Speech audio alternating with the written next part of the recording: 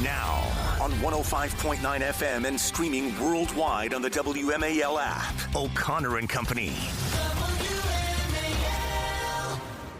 It's 6:07, and it's great to be back here from vacation. Thank you to Andrew Langer for joining the team here as Julie and Patrice led the charge in my absence. And thank you, Julie, for doing such a great job as always. Missed you.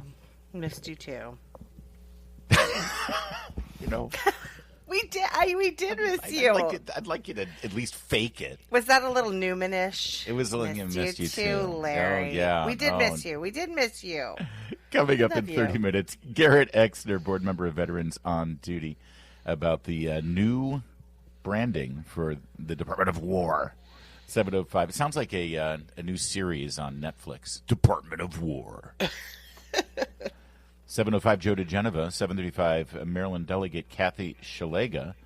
And at 8:05, Ron Vitiello, former acting deputy commissioner of Customs and Border Protection. Apparently, we've made great inroads in finding a good chunk of those missing migrant children, and there have been plenty of arrests. Sadly, tragically, some deaths as well from some of those children. Awful. Awful. We'll get to that story. As we promised you, we would continue following it. There's a lot of stories that we promise you will continue following, and first and foremost probably is the state of the schools in this area, because mainstream media just refuses to pay attention to it. We have brought it up and elevated it to the top of the list in many respects, and we're grateful to so many men and women, mostly women, on the ground who run these stories for us and discover things, like Stephanie Lundquist-Arora, a mom out of Fairfax and a chapter leader for the Independent Women's Network in that region. Stephanie, thank you for joining us today. Thank you so much for having me this morning. Larry and Julie, it's great to be here. You have a source at Fairfax County Public Schools who have alerted you to something that's incredibly disturbing, and that has to do with the ordered destruction of student identification documents, which sounds, first of all, like it is illegal and violates what it should be some pretty standard safety protocols for children in our schools. What's this all about? Oh, absolutely. So FCPS is like New York City and Chicago in the 1920s, isn't it? I feel like they should just change the name of their headquarters building from Gatehouse to Tammany Hall. I mean, that's what we're dealing with here. Nice. So many corruption stories, but here's the new one. On July 1st, a senior administrator sent out an email to all of the registrars in all of the schools saying, get rid of the identity documents of all of the current students. So not the students who left 5 years ago or something, which is standard protocol across all districts in America, but all of the current students' identity documents and their parents' documents as well. Purge them from the system. Stephanie, this seems, I'm going to let you go on because I know you have something else to say, but this seems like a safety issue, isn't it? I mean, don't schools require that documentation for a reason? Absolutely. And my source, who's a district employee, said that all of this is meant to evade immigration and customs enforcement, which that's what you would guess, right? Right. But of course, even if it's not to do that, even if it's not evasion, which I absolutely think it is, but there are so many unintended consequences of this. Like, safety is a huge one. So if a parent comes and picks up a kid, their photo ID is no longer in the system, which is really strange, right? I mean, that seems like you would want at an elementary school, you would want the parent's ID to certainly be in the system. And aside from that, the Venezuelan gang Tren de Aragua, it has a presence in Fairfax. This has been reported multiple times. And with this new policy, district officials are helping to protect these members in the schools to operate, to do whatever they do, recruit kids in the schools, sell drugs.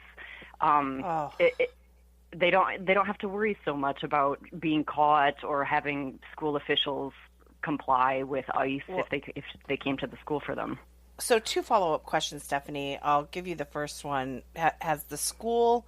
I mean, Fairfax has so many scandals, you almost have sympathy for these, how they keep up, right? But have they issued any kind of statement? Have they responded to this? No, they have not issued a statement about this. They didn't notify parents about it. And that's the other thing. If there was a really logical reason, don't you think they would have sent out an email saying, "Dear parents, we're destroying all of your children's identity documents in the system, and also yours. I mean, for this reason." Like, it just seems like they would have reached out and told us. In my personal opinion, anybody with good intentions, any leaders with good intentions, don't send out emails that say destroy all the documents. Right. Yeah. Right? I mean, it seems suspicious at least. This letter that you have, it's or an email, it cites the Division Council guidance reflective of FCPS policy and the Code of Virginia. But it doesn't cite any Virginia code. It doesn't actually give you any sort of direct connection so you can double research this. And it seems to me, so let's just be clear here. Fairfax County Public Schools has ordered is it just elementary schools or all schools? All schools. All schools to delete photo IDs of the students and of this means birth certificates, if there is a photo ID, and also the photo identification of the parents of the children that they may have had on file? That's right. It actually says verbatim. Yes, that's exactly what it says. They refer to parents' photo ID. They specifically, driver's license, passport. So let me just be clear. If a parent goes to an elementary school and claims that they are some random dude shows up and says, yeah, I'm Janie's father, the second grader, go and retrieve her. I want to take her to a doctor's appointment. How does the school verify that person is, in fact, who they claim to be? It's so true. And I think here's what I would say. So say it's Janie Smith, and John Smith is the dad. Yeah. Okay, so any guy with the name John Smith can have a legal photo ID that he can show the office and say, I am John Smith. I am Janie's dad. So that name would be on record, right? They would actually keep the name on record. But anybody with the name John Smith could go pick up Janie Smith. So but until now they had kept a driver's license copy on board so they could just check the photo against what they had on record. Right.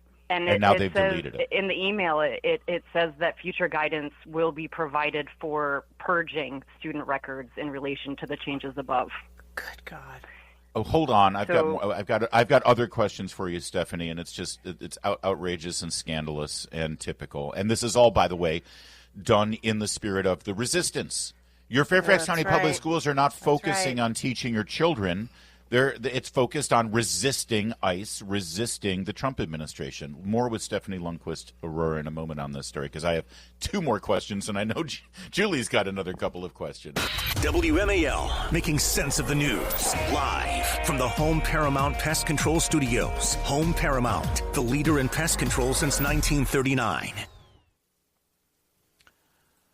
Continuing now with our guest. She's the head of the Independent Women's Network chapter in Fairfax County, Stephanie Lundquist-Arora, and she has a source who revealed this document. It's an order for schools in the Fairfax County Public School System to now delete any identification information they may have on file. These are birth certificates, the various photo IDs that they may have for the parents, driver's license, passport, any record that they kept showing identification for the students or their parents have now been purged from the system per a direction of the Fairfax County Public Schools. And I swear, Stephanie, I'm sure that they're going to say, oh, well, there's nothing new here. It's standard procedures. No, the reason that they issued this letter is specifically they say it's an updated guidance on what they're supposed to be doing.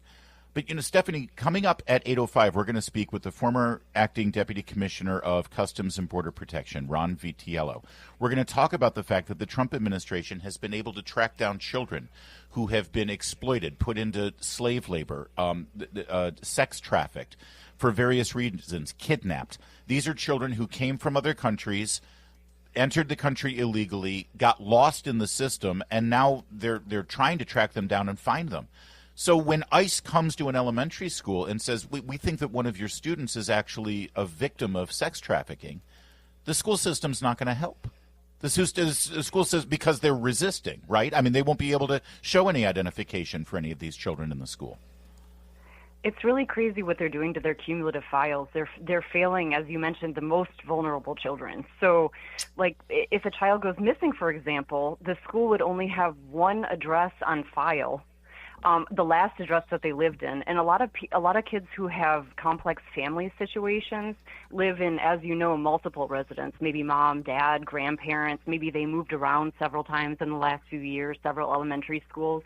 So you're basically just purging so much information, which could be very helpful both academically and for safety reasons to protect vulnerable children. Yeah, Stephanie, you have said, your theory is that this is to avoid sort of ICE investigations or ICE, they love to say raids, ICE raids. But, ICE looking at both faculty and also parents, that might have committed crimes whose children are enrolled there.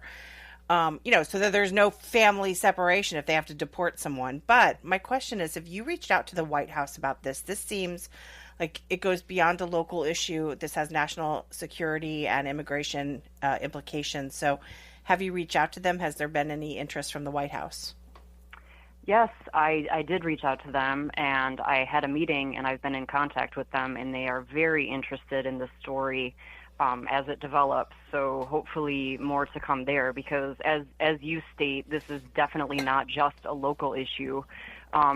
This is a national problem, and people's lives could be at risk. This could have very serious implications, and obviously to evade federal authorities. No, I'm not a lawyer, but it just seems like you're evading federal authorities, and there has to be. It seems like there has to be some kind of fraud issue here, like just to purge documents. So I'm not a lawyer, so I contacted the White House. They're interested, and this could have some federal implications. And this is also just sort of basic enrollment procedures and verification of eligibility for public schools and whatever benefits that they might be getting through the schools or what have you. That I've got to think that the state of Virginia Department of Education has some sort of oversight over this sort of thing, right? I would think so. Every time I've contacted them, they have kind of declined to participate. So I'm not really sure if they will be interested in this story or not. It seems like they should be. Honestly, about the budget, I've reached out to the Fairfax Board of Supervisors, which isn't going to be helpful, and the Virginia government to say, hey, you guys are allocating a whole lot of money to these people. $4 billion is their total budget annually. Do you want to have any oversight in terms of what they're doing? It seems to me like money is a great way to kind of moderate and restrict, keep people, going as they should. And there hasn't been really any interest in that. And I'm not sure of the state local division, but I do think that they should use funds in order to just at least make Fairfax County Public Schools leaders follow the law, and they haven't been willing to do that. But I did ask some friends why, I tried to kind of pull the audience, good friends who are in the know, why else would a school district do this? Like, what would be the point of this? And it was interesting because we tried to have a brainstorm, but the most kind of maybe real, I thought it was a really funny response from a friend was, to protect their voters, of course.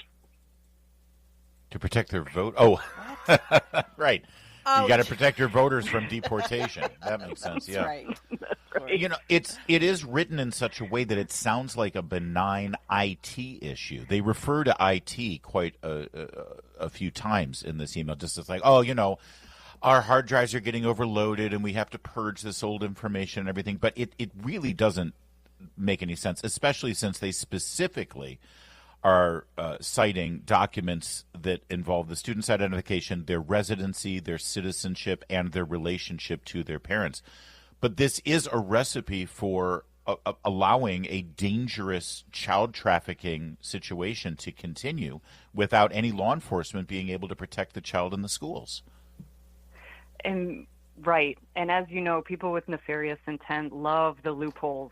I think that they probably know how to exploit this much better than we can even imagine.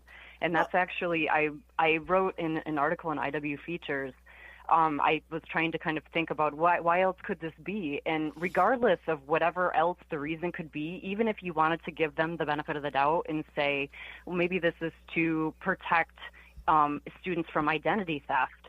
Well, think about the unintended consequences, and the juice isn't worth the squeeze Yeah. here. I mean, Yeah. even if that were the case, it's not worth it because of the potential dangers here.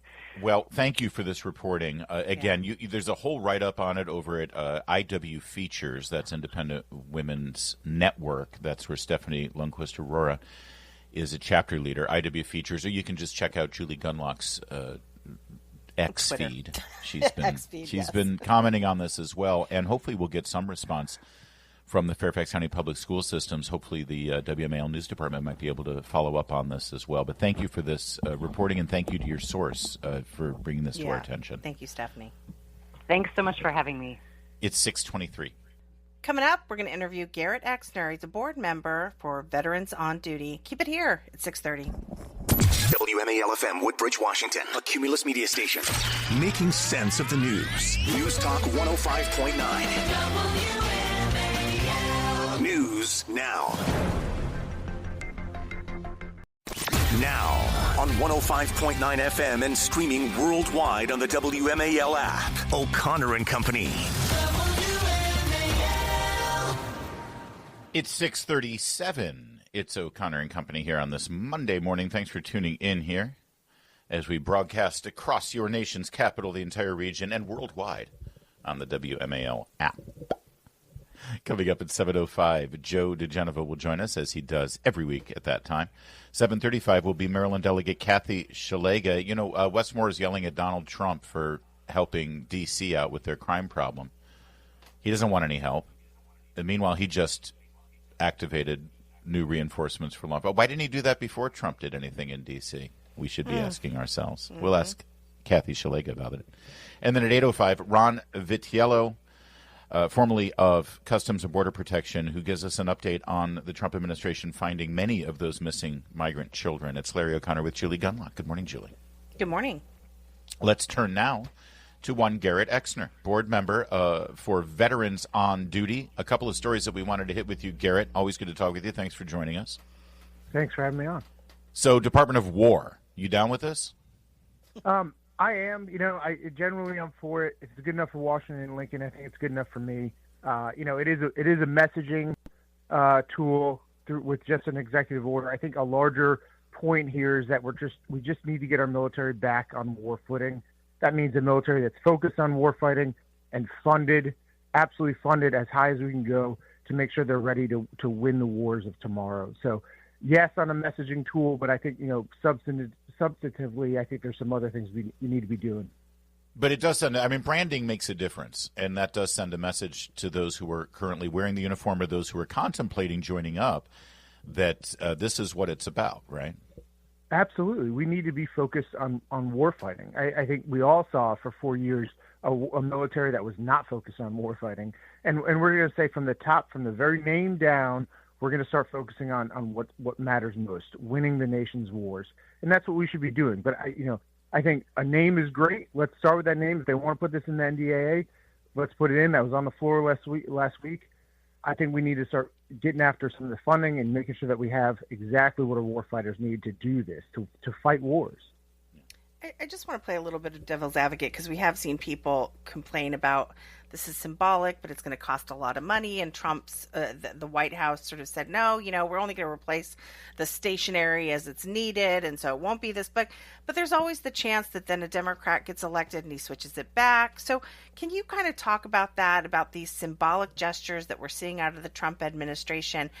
Some people might say, look, don't do this kind of stuff. Get to work and actually do what, the new Department of War would do. And stop with these. I mean, some people, I love the name change. I support the name change, but some people do see it kind of as a stunt. How would you respond to that? Well, I think this administration has just this amazing ability to pick issues that are popular among the American people, and he kind of, tempts the Democrats to go against it and try to fight them on this. So if they do come in at some point in the future and they try to change it back, I don't think that's a generally popular move. So he's kind of putting them in a bad position. I don't think it's going to be all that expensive. It's certainly not anywhere near as expensive as changing the names on a lot of the bases that we did under the last administration. That was exorbitantly expensive when you're going through every single base and changing the name. You're also costing the local citizens and business owners when you have Fort Hood Dry Cleaning right outside the gate, and that's got to change their name. You're costing them money, Right. which is worse. Hey, if I can shift gears with you, Garrett, just for a quick second. The New York Times broke this story on Friday about a 2019 operation that President Trump approved of. So this is 6 years ago under the first Trump administration, where SEAL Team 6 was sent into North Korea, and apparently the mission sort of fell apart, ended up with a good number of North Koreans dead.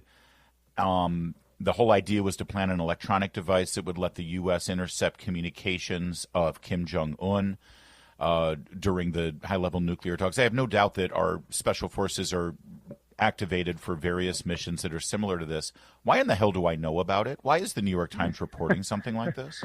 Yeah, can I just, before I get into the leaker part of this, I just got to say, how lucky are we that we have SOF operators that are this incredible and this capable? I mean, this is the northern edges of the Sea of Japan in winter. That water is cold. It is rough. You have China on one side, North Korea on the other. I think, we have some of the most incredible men and women serving in SOF in the world. And I think that contrast with the leaker, this cowardly leaker who's giving it out to the press, whether, I don't know what the political motivation is, or whether they're an isolationist or communist or whatever their political motive was. The larger point is that they put these incredible operators at risk now for future missions. They damage national security, and there's really no point. Whoever this leaker is, we need to find them, and they need to be prosecuted to the full extent of the law. Yeah, to say the least. A leak like this has got to come. I mean, I don't know. Theoretically, there could be a couple of members of Congress that know about this, right? There could. A mission like this would have to be notified. It should be notified to kind of four corners. So you'd go, HASC and SASC, and the Intel committees potentially. But you'd have to notify a certain number of congressional members and their staff. I would assume it came from the departments, but I think this game of leaking, especially something that's 6 years old, that's just clearly meant to damage Trump or damage his foreign policy initiatives, it's just despicable. It's cowardly. Yeah. And like I said, it's stark contrast with the heroism and courage of these operators who are out there in this awful place on the edge of civilization. The way it's and again, no Americans were killed in this. There were some North Koreans who were killed because they stumbled upon them as they were operating in those bone-chilling seas, as you mentioned. The headline: How a top-secret SEAL Team 6 mission into North Korea fell apart. The 2019 operation greenlit by President Trump. See, that's why they did this, because they're trying to make Trump look bad. It's right there. Left unarmed North Koreans dead. Does this? I mean, now that it's public, North Korea obviously knew about this. They chose not to retaliate or do anything about it. But now that it's public, one could argue that the North Korean government might do something stupid to retaliate. I mean, this is the New York Times actually publicizing a story that could eventually lead to a more dangerous world.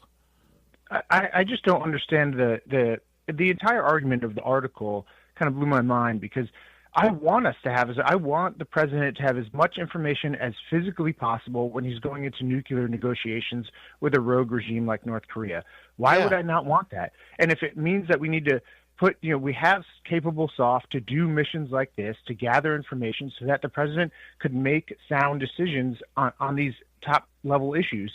And they're, I guess, chastising Trump and the SEALs and trying to make us feel bad for the North Koreans, or I don't really know. It's just it's a terrible article. It is. It's a terrible article, and it puts more men and women in uniform in harm's way. And the New York Times doesn't care. They have one agenda, and that's get Trump. Garrett, always a great conversation. Thanks for joining us again. His organization, Veterans on Duty. Thanks, Garrett. Thank you so much. 6:45. Later this morning on the Chris Plante Show, President Trump wants to fight crime on the streets of Chicago. Elected Democrats are calling for mobs to take to the streets. 9 a.m. on WMAL. They say that baseball is an allegory for American life, and this story that happened at a Phillies-Marlins game over the weekend is certainly living up to that stature. A woman in the stands in Florida is being demonized right now, and many people believe rightly so. Here's what happened. Home run ball is hit, and it's out. Apparently nobody in Florida actually roots for the home team. It's nothing but Phillies fans out in the outfield. And you know how it is when a ball hits. Take those glasses off, Julie. Julie put on her Karen black frame glasses. I will now be putting on my big black frame glasses. Well, she does. Every This woman time we does talk fit the about a stereotype, Karen doesn't story. she? Yeah. You know how it is when a foul ball or a home run ball hits the stands? It's a mad scramble. It's the Serengeti Plain. It's every man for himself. It's survival of the fittest. Those are the rules. That's how it is. And a dad went about 8 seats from where he was sitting. There were empty seats there. It's the Marlins. And he reached down, and the ball had, rolled down into the aisle where he was. Yeah. He reached in. He grabbed the ball. He got it. He immediately went over and gave it to his son, who was there celebrating his birthday. Right. Great. This happens all the time.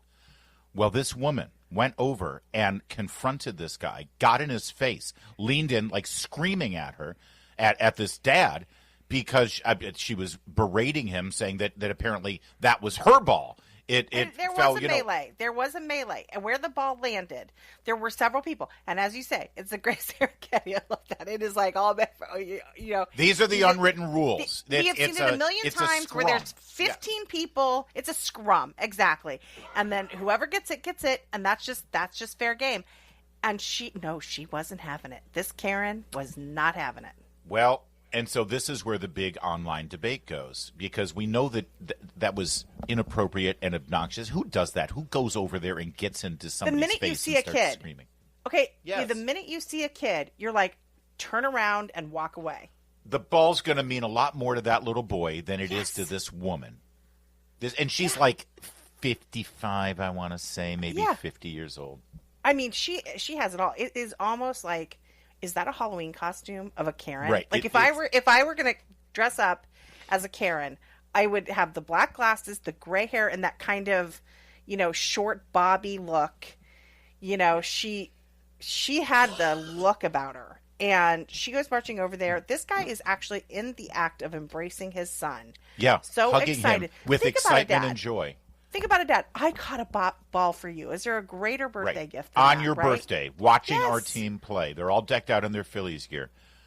And this is where the debate occurs, because she was obnoxious. She was in his face. She was screaming at him, and he acquiesced. He made the call. He decided that and this is, men have to do this all the time. You either stand up for what's right and you push back, or you de-escalate the situation and you do some sort of conflict resolution and say, fine, you're so upset about the ball. And he took the ball out of his son's glove. His son brought a baseball glove hoping to get a ball and gave it to her. And a lot of people are criticizing him for standing down. Obviously, a lot of people are criticizing her for getting. I mean, there is a happy ending here, by the way, because this went viral. It actually went viral during the game. Yeah, the announcers because the video was captured by the local television station, and the Phillies found the guy, found the little boy, and they gave him a huge gift bag and all this stuff. Yeah. But still, where do you stand? I mean, I think there's fault on both sides. I understand the guy. The dad, here's the thing. You women have no idea what we men do. The depths we will sink to just to shut you up. Well, listen, jokes aside, and I'm not going to say the K word anymore because it's mean. This woman was completely unhinged. That dad absolutely did the right thing. The most important thing is to get this woman out of your face. You don't need you don't need your child to be exposed to this. You don't need some crazy lunatic lefty woman screaming at you and having your child witness that. So he absolutely did the right thing. I think there were some questions about that. Fine, I get it, right? But what are you going to do? Hit her? You going to punch her? What are you going to do? No, you don't punch her, but No. But my point is, some of these people... But the bully wins now. The bully wins. But she didn't win.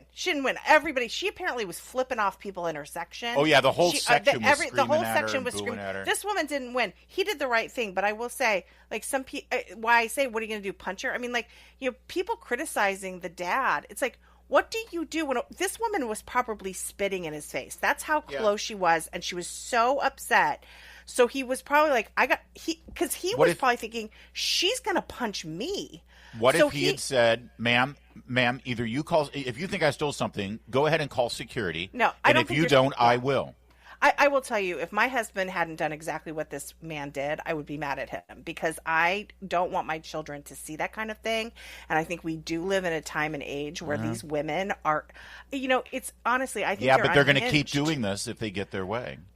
I don't, but I think They're going to keep actually, changing but- the logo of Cracker Barrel. They're going to keep Well- hiring Dylan Mulvaney to sell Bud Light. It has to end somewhere. Larry, do I have to put my glasses on? Okay, fine. All right, whatever you want. All right, Just fine. don't yell. So, the thing is I think he did the right thing. I'm glad that the kid ultimately got a better thing. I am shocked that this woman has not been found, but I hope she isn't. I mean, good grief. People really are out for blood on X. They're like, find this woman. Let's destroy her life. I hope this all just goes away.